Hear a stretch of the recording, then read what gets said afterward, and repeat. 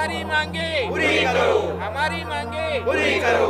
Pension आमच्या हक्काची, नाही कुणाच्या बापाची. एकच मिशन, जुनी पेन्शन, एकच मिशन. जुनी पेन्शन. अरे आरक्षण आमच्या हक्काचं, नाही कुणाच्या बापाचं. आरक्षण तुम्हाला द्यावंच लागेल, द्यावंच लागेल, द्यावंच लागेल, आरक्षण तुम्हाला द्यावंच लागेल. द्यावंच लागेल, द्यावंच लागेल.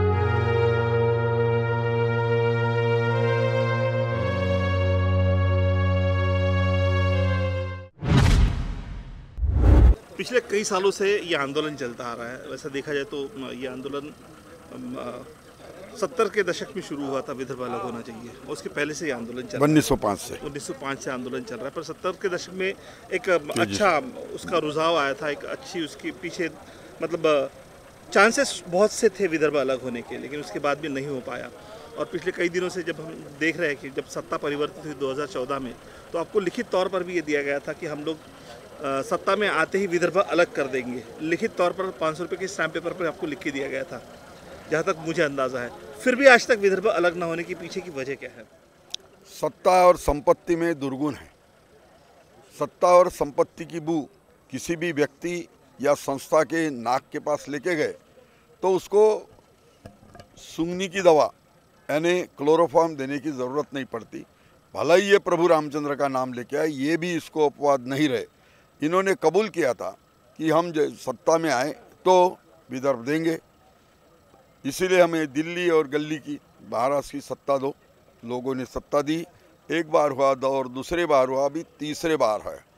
और हम इस बहाने ये जो चल रहा आंदोलन, इसको धीरे धीरे धीरे धीरे बढ़ाते लेके जाएंगे और आखिरी दम तक ये जंग हम जीतेंगे। और पिछले साल ही हमने 1 जनवरी को ऐलान किया था कि शुरू हुई है जंग हमारी, लड़ेंगे, जीतेंगे, कटेंगे मगर हटेंगे नहीं, लाठी गोली खाएंगे, विदर्भ राज लाएंगे। इस सिलसिले में ये आंदोलन की मालिका बराबर कंटिन्यूस चलते रहने के हिसाब से आज पहले ही दिन जिस विदर्भ की नई सरकार आई है टाई एकाची सुट दुसऱ्याचा बुटास तिकड्याचा नमूना पाहून घ्या, ऐसी हालत में आए हुए तीन तिगाड़ी काम बिगाड़ी का काम है। ऐसी सरकार को हम चुनौती देने आए, इनके माध्यम से केंद्र सरकार को भी चुनौती देने आए हैं। मराठी में कहते हैं तीसरा घर ईसर, ऐसा अब तीसरी बार है।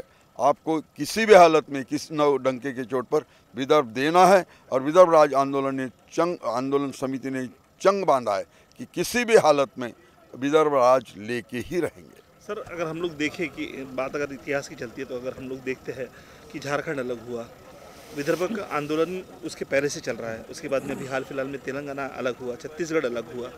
ये सारे स्टेट्स अलग होने के बाद भी विदर्भ को अलग क्यों नहीं किया जा रहा है? नहीं, इसमें हर एक की नज़र सोने का अंडा देने वाले मुर्गी बम्बई पर है, क्योंकि वहाँ पे सब कारपोरेट कंपनी के ऑफिस है।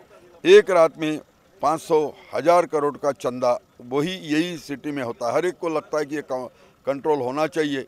इनके मुंह में आया बक दिया, अब इनकी हालत खस्ता हो रही है करके इनकी नज़र उधर है करके नहीं हुआ। और ये आंदोलन 3 जनरेशन से चल रहा है।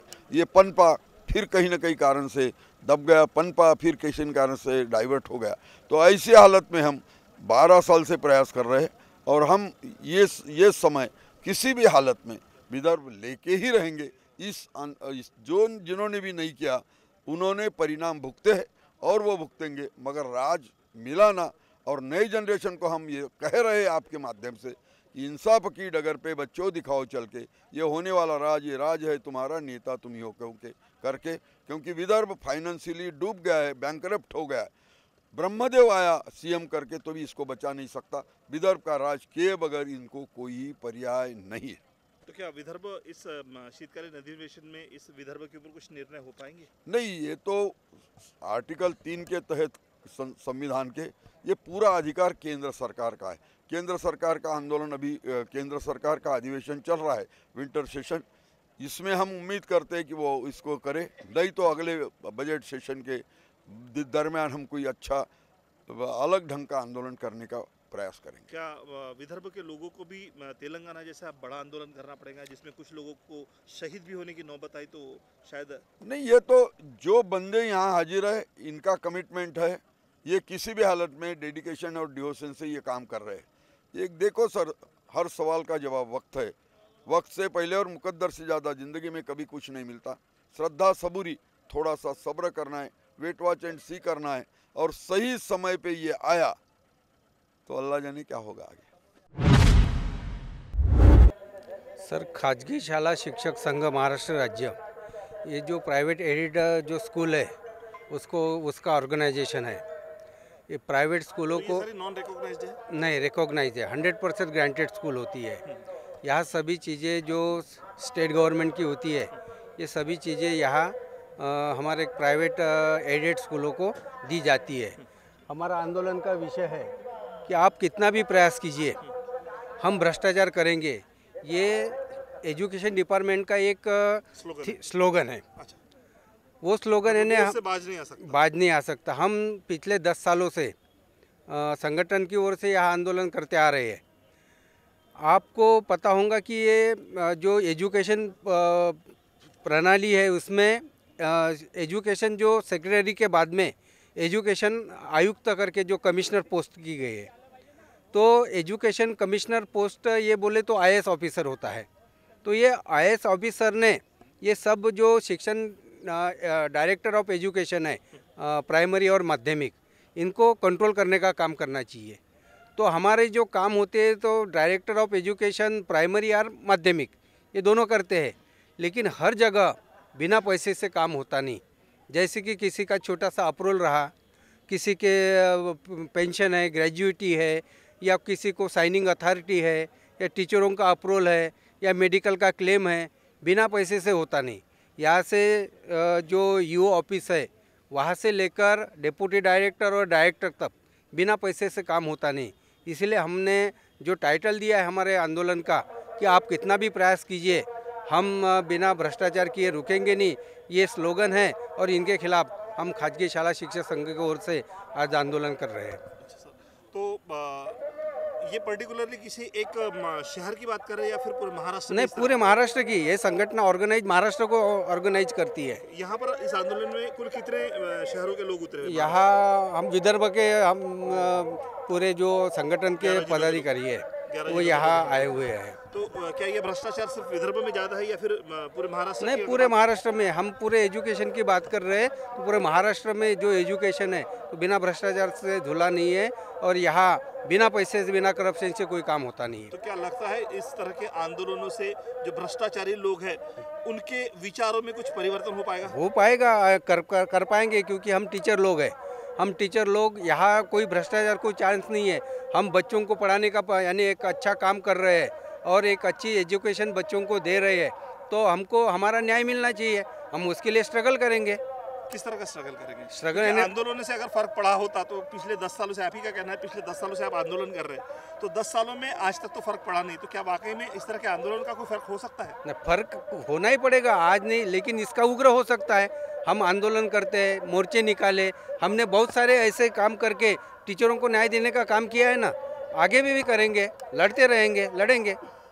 क्या लगता है आपको आज का एक ही दिन का आपका आंदोलन है, धरने आंदोलन आपका एक ही दिन का है, और जिस तरह से हम लोग विधिमंडल की अगर बात करते हैं तो वहाँ पर आज की सुबह निकली तो सही, लेकिन शाम होने के पहले उनकी शाम हो गई। नहीं, ये बात सारा विधिमंडल बर्खास्त किया गया। विधि यानी अभी उन्होंने मंत्री तो अपॉइंट कर दिए, हाँ। लेकिन खाते वाटप हुआ नहीं, हाँ। उनको खाते दिए नहीं।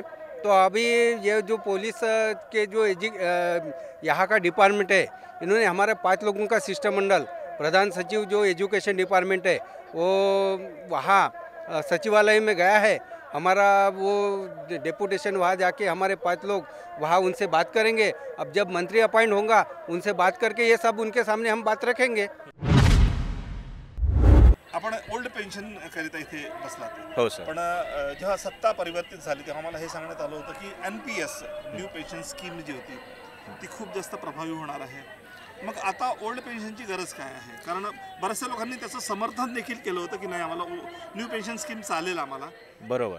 आता ॲक्च्युली जेव्हा पहिल्यांदा 1 नोव्हेंबर 2005 साली पहिल्यांदा जेव्हा न्यू पेन्शन स्कीम लागू करण्यात आली होती त्यावेळेस खूप मोठ्या पद्धतीने असं जुमला दाखवण्यात आला की ह्याच्यामध्ये तुम्हाला भरपूर अमाऊंट ओल्ड पेन्शन स्कीमपेक्षा जास्त अमाऊंट तुम्हाला न्यू पेन्शन स्कीममधून मिळेल. पण वास्तविक पाहता जेव्हा न्यू पेन्शन स्कीमचे फळ जेव्हा मिळायला लागले तेव्हा ॲक्च्युअल फळाची साईज काय आहे हे लोकांना कळायला लागलं. मग तेव्हा लोक जागृत व्हायला लागले. अगोदर तर सगळ्यांना वाटलं होतं पेन्शन स्कीमच्या फळाचं मध्ये गोडवा उरलेला नाही का? गोडवा आहेच नाही, ते एक जहरीला फळ आहे. ॲक्च्युली विषारी फळ म्हणतात. विषारी फळ याच्यासाठी त्याच्यामध्ये अनिश्चितता आहे. काही लोक आता रिटायर झालेले आहेत, तर त्यांना ज्यांचं 1 लाखाचा पगार आहे त्या लोकांना महिन्याला 1000 ते 1200 रुपये पेन्शन मिळतं. जेव्हा एखादा व्यक्ती म्हातारा होतो, 60 वर्षाचा होतो, तर त्याचं औषधाचा सुद्धा खर्च निघत नाही त्याच्यामध्ये. त्याचं जीवन कसं जगायचं हा मोठा प्रश्न आहे त्याच्यामध्ये. त्यामुळेच हे फळ अमृताचं नसून हा विषाचा फळ आहे न्यू पेन्शन स्कीम म्हणजे. तुम्ही आमरण उपोषणाचा बोर्ड लावलेला आहे. हो. ज्या पद्धतीने आता विधिमंडळाची जर आपण गोष्ट करतो म्हटलं तर यावेळेस फक्त 4 ते 5 दिवस राहणार आहे. बरोबर. तर या 5 दिवसात तुमचं आमरण उपोषण किती दिवस चालेल? आम्ही सरकारपर्यंत आमचा आवाज पोचवायचा आहे आणि पोचवल्यानंतर सरकार आमच्या मागण्या मान्य केल्या तर ठीक.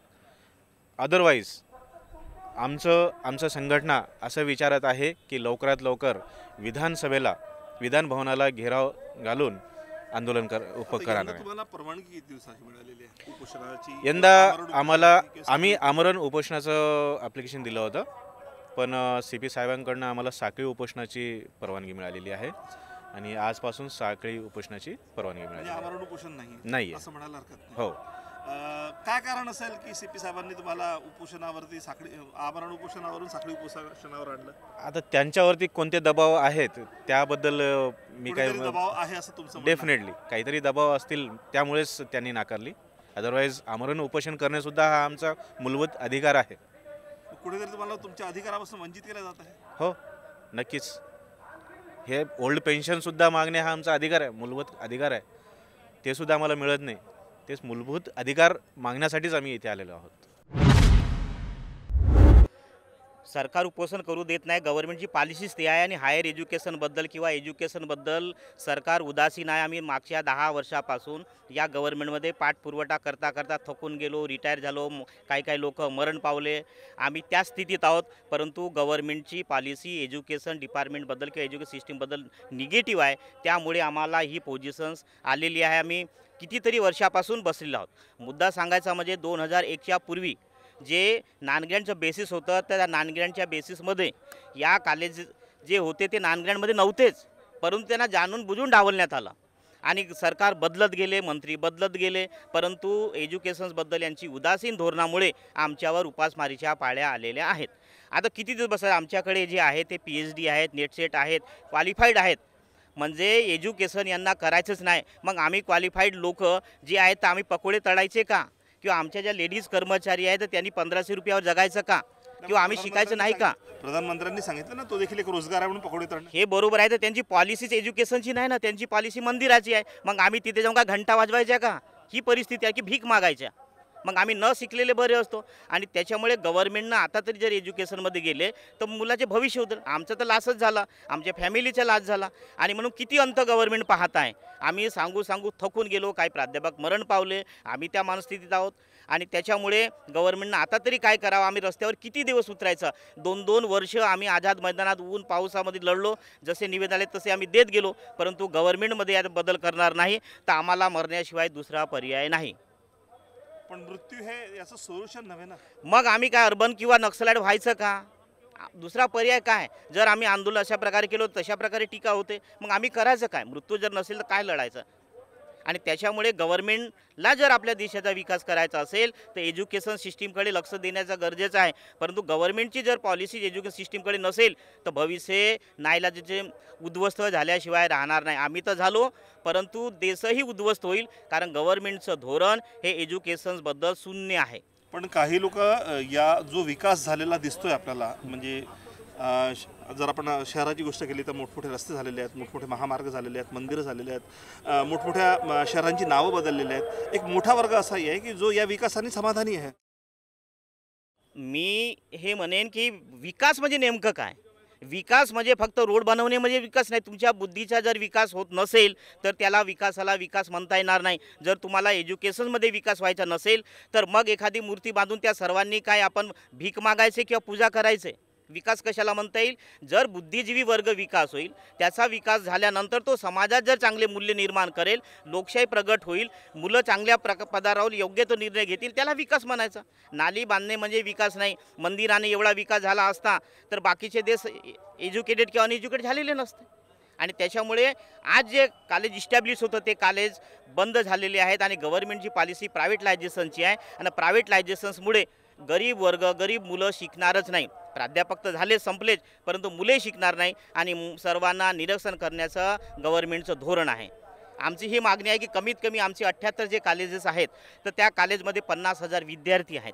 ग्रामीण भागातील जे ट्रायबल्स एरिया वगैरेमध्ये 1500 कर्मचारी आहेत. या सर्वांचं लाईफ ह्या गव्हर्नमेंटनी बर्बाद केलेलं आहे. आणि म्हणून आता तरी त्यांनी आमच्या जीवनाचा विचार करावा का ज्याच्यामुळे आमचंच नाही तर विद्यार्थ्यांचा भरोसे होईल. आज शाळांमध्ये अशी पोझिशन झाली आहे ज्या सिस्टीम्समुळे, परंतु शाळांमध्ये विद्यार्थी नर्सरीपासून आता येत नाही. सगळे जे प्रायव्हेटमध्ये ज्यांच्याकडे पैसा आहे ते प्रायव्हेटमध्ये जातील आणि बाकीच्यांनी ग्रॅज्युएशन PG वगैरे सोडलेलं आहे. आणि म्हणून गव्हर्नमेंटनी धोरण बदलावं आणि जे काही कॉलेजेस आहेत त्यांना समजा अनुदान दिलं नाही तर कुणी शाळा शिकणार नाही. पर्यायानं ते निरक्षर राहिल्याशिवाय त्याच्याकडे दुसरा उपाय नाही.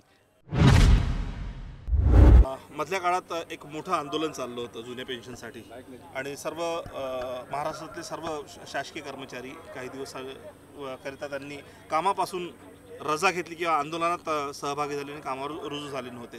त्यावेळी एक मोठं आमिष तुम्हाला देण्यात आलं होतं की लगेच काही दिवसात तुमची जुनी पेन्शन सुरू होईल. तरी देखील तुम्हाला आंदोलन करावं लागत आहे, कारण काय? सर, आमचा लढा हा 1 नोव्हेंबर 2005 पूर्वीचा आहे. आमचे जे शाळेतील जे कर्मचारी आहे हे 2005 पूर्वी अनुदानावर, विना अनुदानावर, अंशतः अनुदानावर नियुक्त झाले आहे. पण त्या ज्या शाळा आहे हा टप्प्याटप्प्याने अनुदानावर आल्या आहे आणि नोव्हेंबर 2005 नंतर त्या 100% अनुदानावर आल्या आहे. आणि शासनाचं असं म्हणणं आहे का तुमच्या शाळा 100%वर नव्हत्या म्हणून तुम्हाला पेन्शन दिल्या जाणार नाही.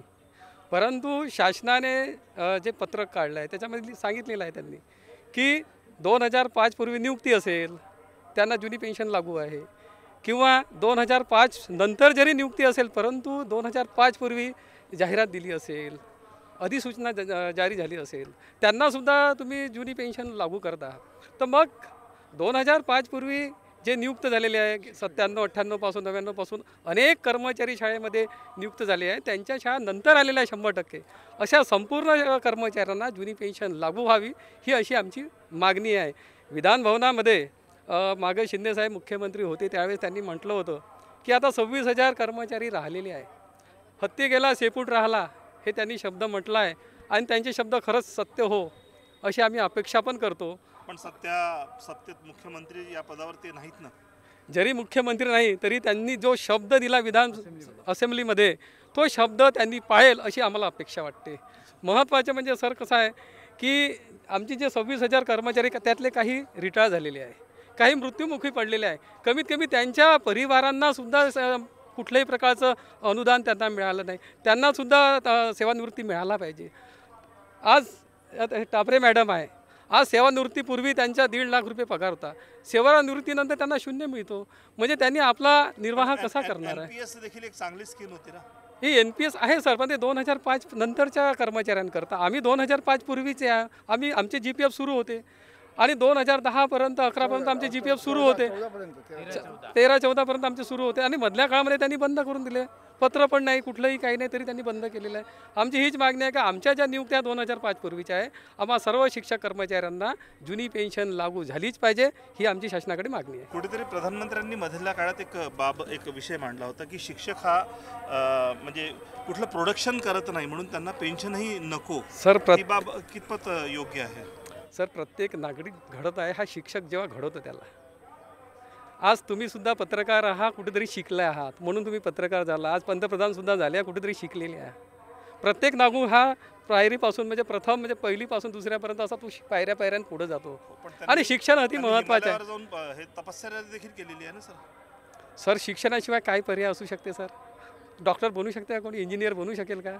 म्हणजे शिक्षणाशिवाय काय पर्याय आहे सर? म्हणजे शिक्षण हे अतिशय महत्त्वाचं आहे. शिक्षणाशिवाय कुठलंच काही होऊ शकत नाही.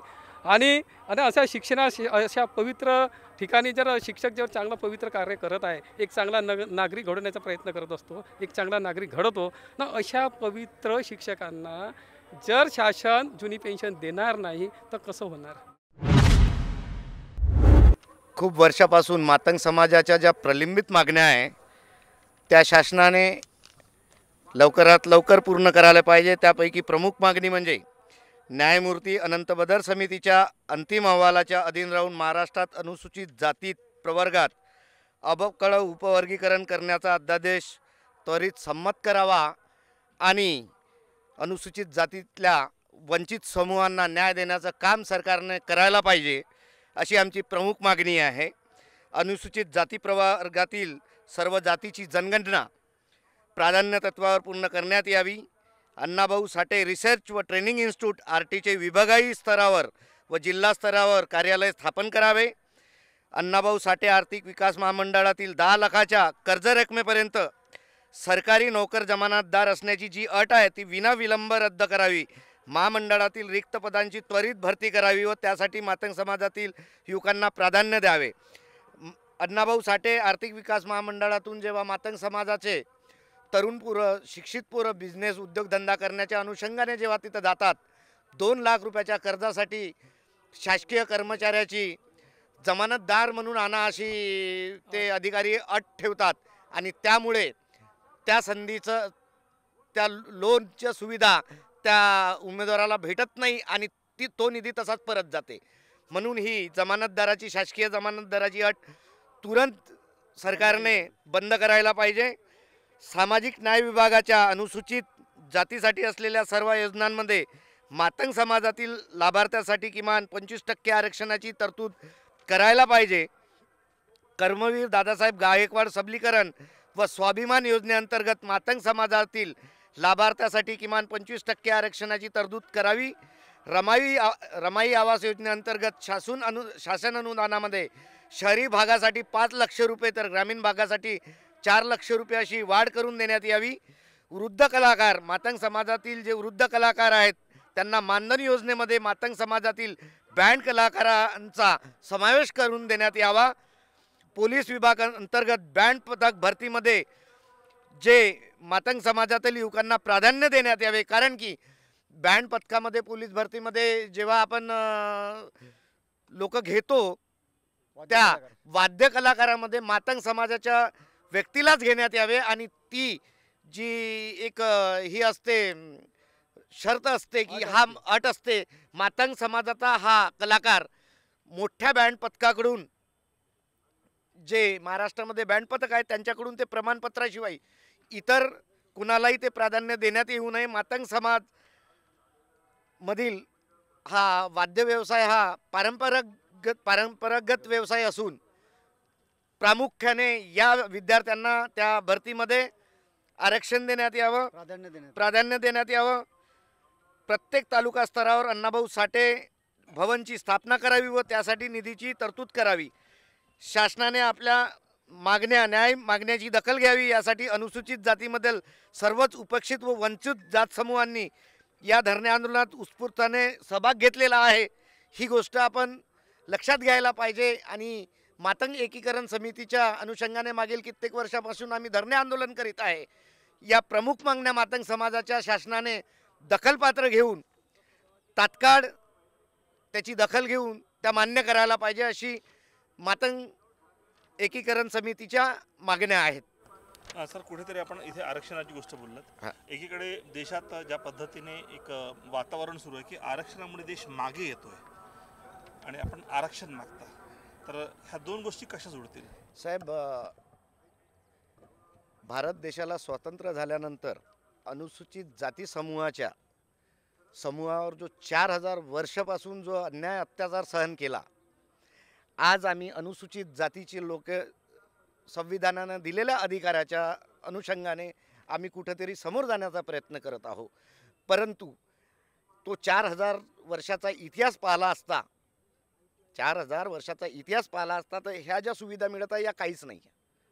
ह्या पिढ्यानं पिढ्या लागू असायला पाहिजे असं माझं ठाम मत आहे. आणि मुख्य आम्ही हिरावून नाही मागत आहे. आमची प्रमुख मागणी समानतेतून समता, समानतेतून समताची, सामाजिक न्यायाची भूमिका आहे. अनुसूचित जातीमध्ये टोटल 59 जाती येतात. त्या 59 जातीमध्ये समानता प्रस्थापित व्हावी आणि त्या समानताच्या याच्यामधूनच आम्ही मातंग समाजासाठी ही मागणी आहे, आरक्षणाची मागणी आहे. आणि मागील सरकारने जी समिती नेमली त्या समितीच्या अनुषंगाने ती लवकरात लवकर आणि तात्काळ प्रभावीने त्यांनी राबवायला पाहिजे. असं नाही झाल्यास येणाऱ्या काळात खूप मोठं जनआंदोलन उभं राहिल्याशिवाय राहणार नाही. आम्ही सर्व राज्यातील तालुका व्यवस्थापक, जिल्हा व्यवस्थापक आहोत. आमची एकच मागणी आहे की शासन ज्या पद्धतीने प्रोजेक्ट राबवते त्यांच्यामार्फत आम्हाला नियुक्ती देण्यात यावी. आम्ही मागील 13 वर्षापासून काम करत आहोत, पण आज आम्हाला कुठेही कोणत्याही प्रकारे नियुक्ती नसल्याने आम्ही आज बेरोजगार आहोत. तर आमची एकच मागणी शासनाकडे की आम्हाला लवकरात लवकर नियुक्ती देण्यात यावी. जोपर्यंत आम्हाला नियुक्ती मिळणार नाही तोपर्यंत आम्ही इथून कुठल्याही प्रकारे आमचं आमरण उपोषण थांबवणार नाही. तुम्हाला आमरण उपोषणाची किती दिवसाची परवानगी मिळाली? पहिला प्रश्न तर मी हा करेल. बेमुदत आहे. पण ज्या पद्धतीने हल्ली हिवाळी अधिवेशन जे 4 दिवसाचं आहे, तर तुमचं आमरण उपोषणाचा या 4 दिवसावर काय परिणाम होईल? तुम्ही बेमुदत म्हणतायत, 4 दिवसात हे सगळे लोक इथनं चालले जातील आपापल्या कामाला. आम्ही तरी बसून राहू, ते भले जाऊ देत, आम्ही तरी बसून राहू. कुठे ना कुठे दखल घ्यावीच लागेल ना शासनाला. कारण आमच्या लक्षात हे आलेलं आहे की आमरण उपोषणाची परवानगी CP साहेबांनी अद्याप कोणालाही दिलेली नाही. तुम्हाला मिळाली ही चांगली बाब आहे. राहिला प्रश्न, या गेल्या आता जसं आपली चर्चा झाली की गेल्या 8 महिन्यापासून तुम्हाला पगारही मिळालेला नाही. बरोबर. याच्या आधी तुम्ही या पद्धतीचे आंदोलन केलेले आहे? याच्या आधी आम्ही आंदोलन केलेलं नव्हतं. आम्ही हे पहिल्यांदा आलेलो आहे, कारण की हे पहिल्यांदा झालेलं आहे. मागे झालं होतं 2015 साली, पण त्यावेळेस कोणी काही केलेलं नव्हतं. पण हे पुन्हा पुन्हा होतंय की 5-5 वर्षांनी 6-6 वर्षांनी ते करत आले की बेरोजगार करायचं, नवीन लोकांना घ्यायचं. आम्ही वयाचे 40 ते 45 वर्ष झालेत. आम्ही आता कुठे जाणार? आम्हाला कोण नोकरी देणार? त्यामुळे आम्ही हे पाऊल उचललेलं आहे. पण नवीन लोकांना देखील संधी मिळणं तितकंच गरजेचं. पण मग संधी मिळणं गरजेचे, पण आम्ही एकीकडे बेरोजगार होतोय. आमचं कुटुंब उघड्यावर पडलेलं आहे ना. नवीन लोकांना संधी द्यावी तर शासनाने अनेक प्रोजेक्ट आहे, ते प्रोजेक्ट राबवावे, MIDC काढावे, तिथे रोजगार द्यावे. पण तुम्ही आमच्याच जागेवर तुम्ही कसं काय रोजगार देता? आम्ही बेरोजगार होतोय ना. तर आमची एकच मागणी की आमच्या जागा आम्हालाच पाहिजे आणि आमच्या जागेवर आम्हीच काम करू, कारण आम्हाला 13 वर्षाचा अनुभव आहे. आम्ही दुसरीकडे काम करू शकणार नाही. नवीन व्यक्ती हा दुसरीकडे काम करू शकतो, पण आम्ही करू शकत नाही. पण CSC सेंटर वगैरे तुम्ही सुरू करून आपला रोजगार निर्मिती करू शकता ना? नाही सर, भरपूर CSC सेंटर आहे, पण आम्हाला पंचायत समितीच पाहिजे. आम्हाला तिथला अनुभव आहे, त्याच्यामुळे पंचायत समिती, जिल्हा परिषद, शेवटी दोन्ही ठिकाणी कामात सारखे असतील ना कामं. आम्ही तालुका व्यवस्थापक आहे, आम्ही ग्रामपंचायत मार्फत कामं करतो. ग्रामपंचायतचे 2011 पासून आहे आणि आम्ही ग्रामपंचायत अंतर्गत जे आहे ते कामं करतो. आम्ही व्यवस्थापकीय, तांत्रिक, मनुष्यबळ. काय वाटतं या सरकारचे ज्या पद्धतीचे धोरण आहेत त्या धोरणांना लक्षात ठेवून तुमच्या मागण्यांवरती ही सरकार कितपत लक्ष देईल? आमची तरी आशा आहे की सरकारने आमच्या मागण्या जास्त नसल्याने लगेच आमच्या मागणीचा कुठेतरी विचार करावा. कारण सरकार एकीकडे बेरोजगारांना रोजगार देतं युवा कौशल्यामार्फत, आणि जे रोजगार आहे उपलब्ध झाले की त्यांना तुम्ही बेरोजगार करताय, हे कितपत योग्य आहे? आणि एकीकडे शासन महत्वाकांक्षी त्यांची लाडकी बहीण योजना राबवते आणि एकीकडे लाडक्या बहिणींना मिळाला असेलच ना? नाही, आम्हाला नाही मिळालेला आहे. मी नाही घेतलेला. तुम्ही वैयक्तिक नसेल घेतला, पण बऱ्याचशा महिलांनी घेतलेला आहे ना? महिलांनी घेतलाय, चांगली गोष्ट आहे. तर आम्हाला तेच म्हणणं आहे की शासन चांगलं करतंय, पण आमच्यावर कुठेतरी आमच्या पोटा पाण्याचा प्रश्न आहे, त्याच्यावर तुम्ही आमच्या पोटावर मारू नका. आमचं एकच म्हणणं आहे. आणि लाडकी बहीण योजना ही सुद्धा आम्हीच सगळ्यांनी राबवलेली, सगळे तालुका व्यवस्थापक आम्हीच राबवली, त्यालाही आम्हीच अप्रुव्हल दिलेलं आहे. आमची जॉईनिंग नसतानाही आम्ही फ्रीमध्ये काम केलेलं आहे. शासनाची महत्वाकांक्षी योजना राबवण्यामागे आमचाच मोठा हात आहे. मी राहणार सरस्वतीनगर, काटोल, तालुका काटोल, जिल्हा नागपूर येथील रहिवासी आहे. मी दिनांक 1/1/2022 पासून नियमित दररोज अनिश्चितकालीन शांतिपूर्ण, सौहार्दपूर्ण, शांततापूर्वक अहिंसेच्या मार्गाने धरणं आंदोलन करीत आहे. आज माझ्या धरणं आंदोलनाचा 1022वा दिवस आहे. सदर प्रकरणात सविस्तर घटनाक्रम असे आहे की माझ्या अंधमतिमंद बहीण भावाची जे वारसाना हक्काची जमीन मालमत्ता संपत्ती आहे, जे काटोल नगरपालिकेची आहे, त्या जमिनीचा निर्णय वर्ष 2008ला आमच्या फेवरनं लागला होता आणि त्या जमिनीवर आमचं स्वतःचा मालकी हक्क होता, वारसाना मालमत्ता संपत्ती होती. आणि त्या जमिनीवर काही लोकांना मॉल बनवायचा होता, म्हणून मला गैरकायदेशीरित्यानं बेरोजगार केलं आणि मला तुरुंगात डांबलं आणि माझ्या पत्नीवर सामूहिक बलात्कार कांड करण्यात आला. माझ्या 9.5 वर्षाच्या मुलामुलीचं शोषण करण्यात आलं. सदर प्रकरणामध्ये मी मुंबई उच्च न्यायालय नागपूर खंडपीठ नागपूरकडे 2016 एक पत्र पाठवलेलं होतं. त्याचं काही मला उत्तर आलेलं नाही. पण 2016ला मला जेलमध्ये टाकण्यात आलं. मी 2016, 17, 19पर्यंत जेलमध्ये होतो. मी राष्ट्रपती प्रणव मुखर्जी, राष्ट्रपती रामनाथ कोविंद यांच्याकडे सुद्धा शपथपत्र सादर केलेलं आहे आणि मी तत्कालीन न्यायाधीश, मुख्य न्यायाधीश सर्वोच्च न्यायालय नवी दिल्लीचे JS खेर यांच्याकडे सुद्धा मी शपथपत्र सादर केलं आहे. मागील 10 वर्षापासून मी माझ्या कुटुंबियांना न्याय संरक्षण सेवा उपलब्ध व्हावी ह्या हेतूनं व कायदेशीररित्यानं आरोपींना शिक्षा व्हावी व मला रोजगार उपलब्ध करून द्यावा त्यासाठी मी आंदोलन करत आहे. काय वाटतं हा संघर्ष अजून किती दिवस चालेल? जोपर्यंत माझ्या पीडित कुटुंबियांना 100% न्याय मिळत नाही तोपर्यंत मी माझं धरणं आंदोलन करत आहे. मी आपण सर्वांना सांगू इच्छितो की मी आज संविधान चौक नागपूर येथे धरणं आंदोलन करायला मला 1082 दिवस आज माझा चालू आहे. आज माझ्या धरणं आंदोलनामुळं मला माझ्या पीडित कुटुंबियांना हे आश्वस्त आहे की आम्हाला आज न उद्या न्याय मिळेल व मला माझ्या पीडित कुटुंबियांना समाजात सन्मानानं वागणूक मिळेल हे मला पूर्णपणे आशा आहे.